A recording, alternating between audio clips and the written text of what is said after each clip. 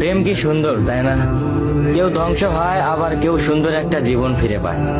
ভালোবাসার এই অদ্ভুত খেলা একটা জীবনকে শেষ করতে পারে, আবার সুন্দরভাবে গড়ে তুলতে পারে।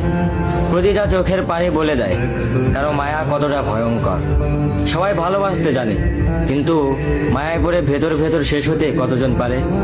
কারো মায়া যে এতটা খারাপ, যদি মায়ায় না পড়তাম তাহলে বুঝতামই না।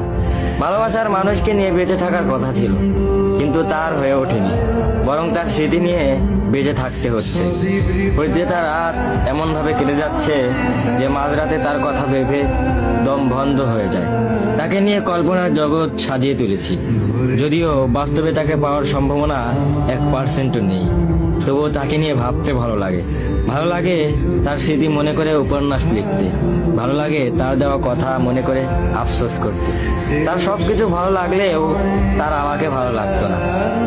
সে তো ভালোবাসা নিতে জানতো, কিন্তু সে কখনোই ভালোবাসা দিতে জানতো না।